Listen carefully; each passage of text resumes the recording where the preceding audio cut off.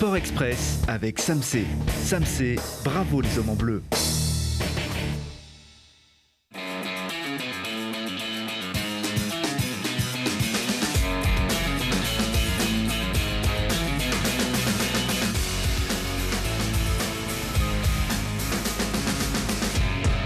Bienvenue à tous, très heureuse de vous associer à ce coup d'envoi d'une nouvelle saison de Sport Express. On se retrouve toute l'année pour voir et revoir les performances de nos équipes, de nos athlètes, pour les écouter et bien sûr pour vous accompagner dans vos envies de découverte et de pratique sportive. Et si les élèves font leur rentrée depuis ce lundi matin, c'est déjà un vieux souvenir pour vos équipes Fagnon.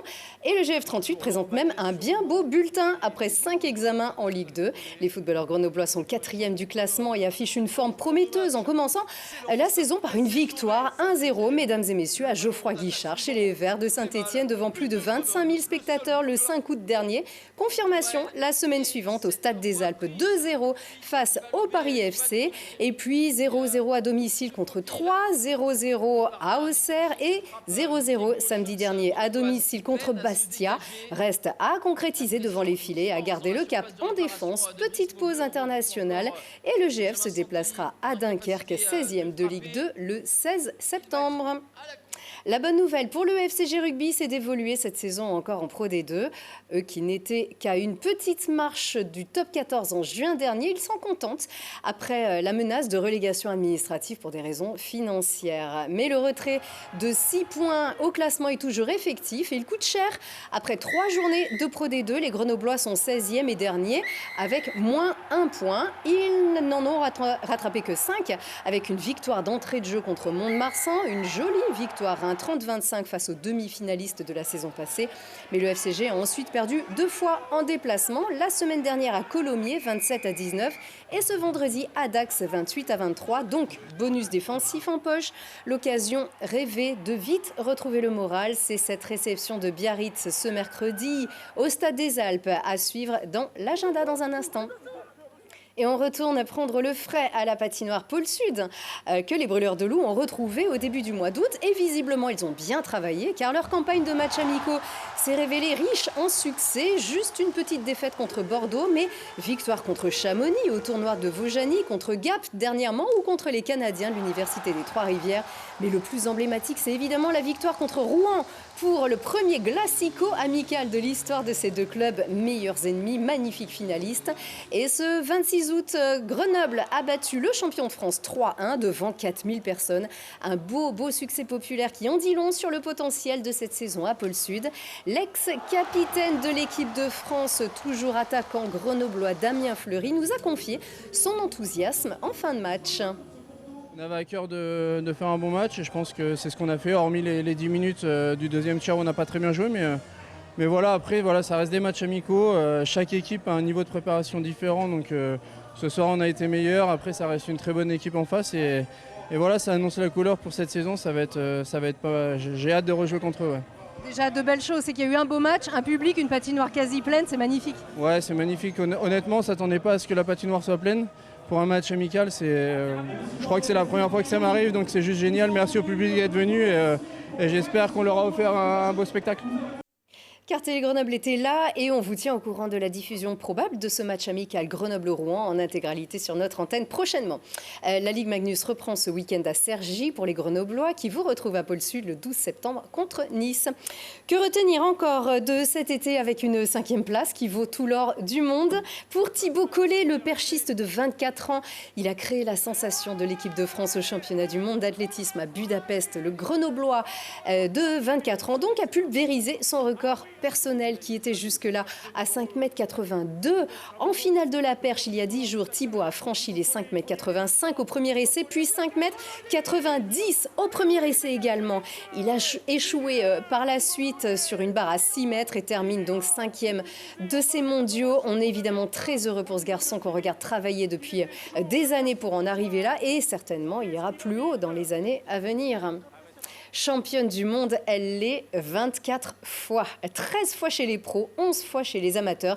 Jeannie Longo s'est encore régalée au championnat du monde de cyclisme à Glasgow en Écosse. Dans la foulée de son 60e titre de championne de France, elle a donc empoché un 24e titre mondial sur le contre-la-montre dans la catégorie des 65-69 ans. Elle en aura 65 le 31 octobre prochain. Un modèle de persévérance et de longévité qui mérite bien un beau 20 sur 20. Et quand la splendeur du territoire est magnifiée par la beauté du geste et teintée de dramaturgie avec une jolie prise de risque, les pratiquants de la highline, eux aussi, marquent les esprits en cette rentrée. Sur le fil, notre journaliste Mirko Pesci vous emporte avec lui à la découverte de la marmotte highline dans le Vercors.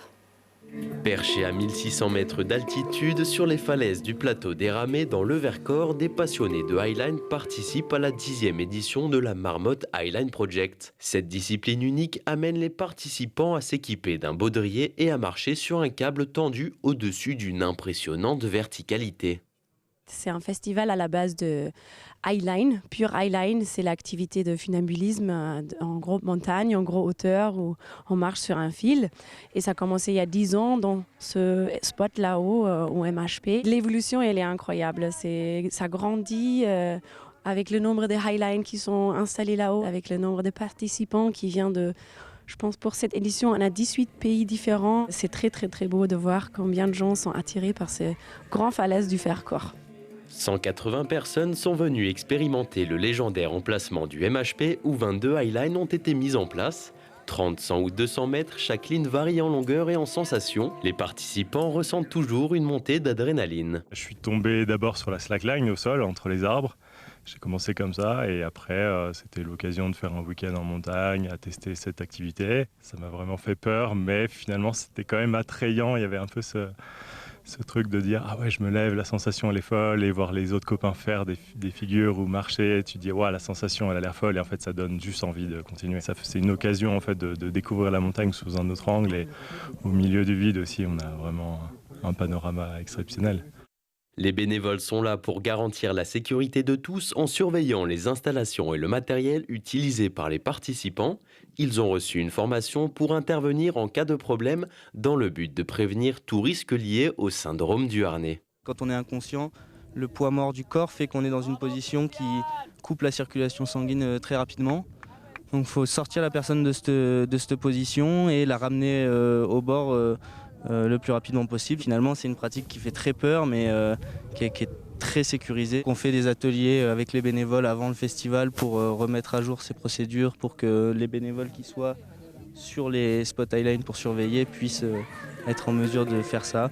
Le festival offre une opportunité unique de pratiquer cette discipline en communauté. C'est ce rassemblement qui fait du MHP un événement incontournable pour les passionnés de la highline.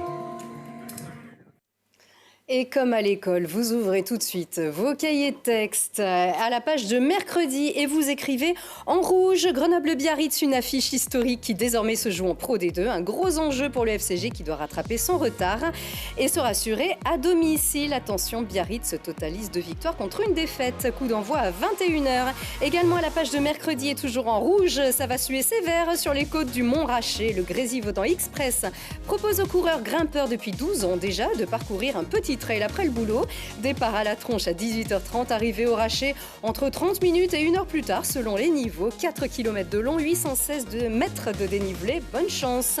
Et vous n'avez encore rien vu, l'Ultra Trail du Vercors part ce samedi 9 septembre de Méaudre. La sublime course phare de 82 km et 4800 mètres de dénivelé. C'est en solo ou en relais de 4, samedi à 5h du matin. Retour avant 23h30 et après avoir traversé Saint-Nizier, Lens-en-Vercors ou encore Rancurel. Sans rancune, ce sera sans moi, mais à la cool, un petit trail des 4 montagnes de 48 km est aussi proposé, ainsi qu'un 8 km pour les cadets et les juniors. Enfin, quelques semaines après les coureurs du Critérium du Dauphiné, tout le monde peut prendre la Bastille ce dimanche 10 septembre. Une montée chronométrée en mode contre-la-montre sur 2 km, fastoche, mais non. 320 mètres de dénivelé à 17%, un mur de 6 épingles pour ce trophée Marie-Louise et Hippolyte Gras organisé par Laurent Gras, chef du restaurant mythique qui accueille les coureurs sur la ligne d'arrivée. Les coureurs dont le maire de Grenoble qui s'était essayé à cet exercice il y a quelques années. Merci encore de votre fidélité. On se retrouve lundi prochain. À très vite.